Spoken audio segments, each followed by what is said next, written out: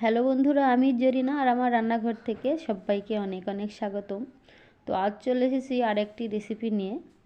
তো শুরু থেকে শেষ পর্যন্ত দেখার জন্য অনুরোধ রইল।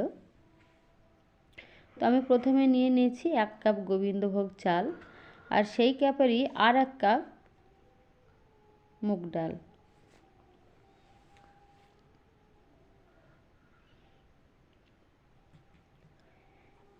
এবার আমি জল ঢেলে দিচ্ছি। তো আমি ঘন্টা 3 রেখে দেব।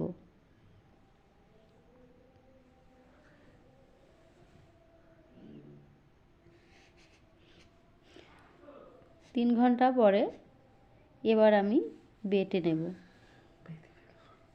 আমি শিলনোড়াতে বেটে নেব, আপনারা চাইলে মিক্সার গ্রাইন্ডারে পেস্ট করে নিতে পারেন।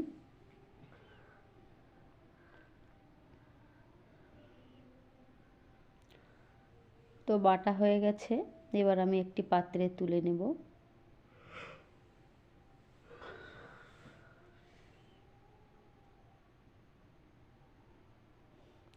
অন্যদিকে উনুনে আমি কড়াই বসিয়ে দিয়েছি। এবার আমি 1 চামচ মতো ঘি নিয়ে নিলাম।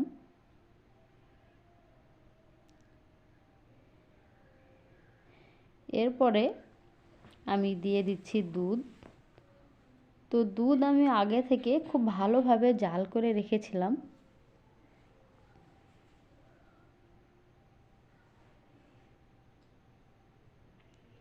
এবার আমি দুধ ঘি একটু মিশিয়ে নিলাম।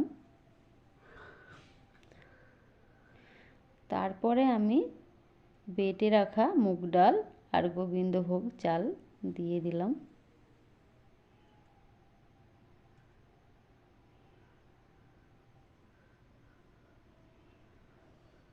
এবার খুব ভালোভাবে নেড়ে নেব। তো একটি ডো বানিয়ে নিয়েছি। এবার আমি একটি পাত্রে নামিয়ে নেব, আর অন্যদিকে আরেকটি পাত্র উনুনে বসিয়ে দিয়েছি। তো এখানে আমি 2 কাপ চিনি নিয়ে নেব,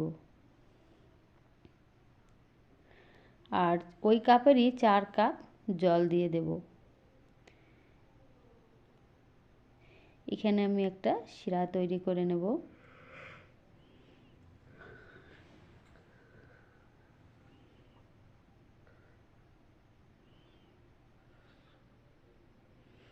দিয়ে দিলাম 3টি এলাচ।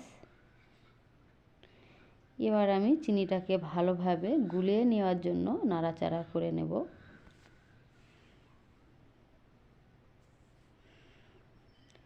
ওদিকে তৈরি করা ডোটা আমি একটু ভালোভাবে হাতে মেখে নেব, আর এটা গরম গরম তৈরি করতে হবে। এবারে আমি কিভাবে তৈরি করছি একটু দেখতে থাকুন। তো আমি এইভাবে বানিয়ে নিলাম, আপনারা যেমন খুশি তেমন বানিয়ে নিতে পারেন। এরকমভাবে আমি সবগুলোকে বানিয়ে নেব। ওদিকে চিনির রস ফুটতে শুরু করেছে, আর এদিকে একে একে আমি সবগুলোকে বানিয়ে নিলাম।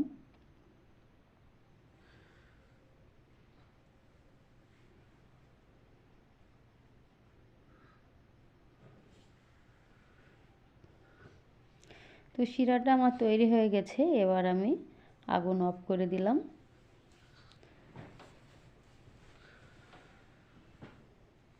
আর এদিকে একইভাবে সবগুলোকে আমি বানিয়ে নিয়েছি।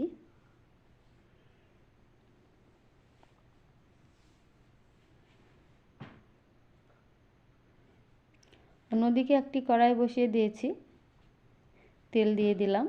তেল গরম হয়ে গেছে, এবার আমি মিষ্টিগুলোকে একে একে ভেজে নেব।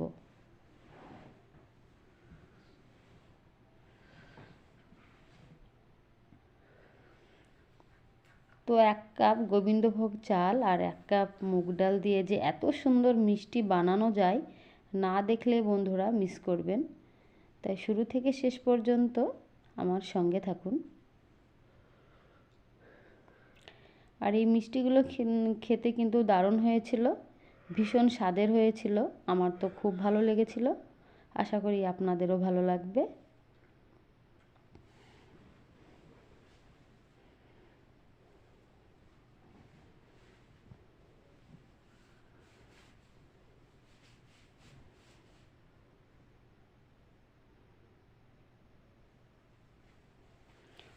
ভাজা হয়ে গেছে, এবার আমি তুলে নিচ্ছি।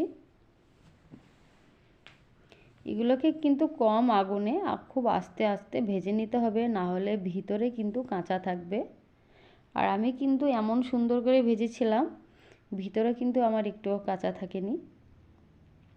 বাকিগুলোকে আমি ঠিক একইভাবে ভেজে নেব।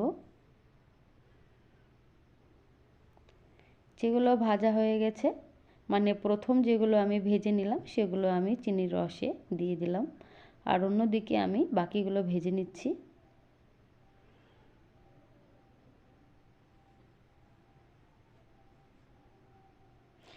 এগুলোও আমি চিনির রসে দিয়ে দিলাম। তো সবগুলোই আমি চিনির রসে দিয়ে দিয়েছি। এবার এটাকে আমি 2 ঘন্টা মতো রেখে দেব।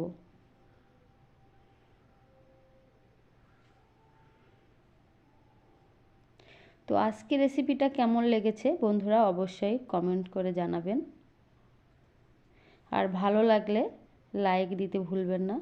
আর আমার চ্যানেলটিকে এখনও যারা সাবস্ক্রাইব করেননি তারা সাবস্ক্রাইব করে আমার চ্যানেলের পাশে থাকবেন, আমার বন্ধু হয়ে যাবেন। তো একটা আমি কেটে দেখিয়ে দিচ্ছি। তো বুঝতেই পারছেন খুব সুন্দর নরম হয়েছে, খেতেও খুব ভালো হয়েছিল। তো ভালো থাকবেন, সুস্থ থাকবেন, দেখা হচ্ছে আগামী দিন।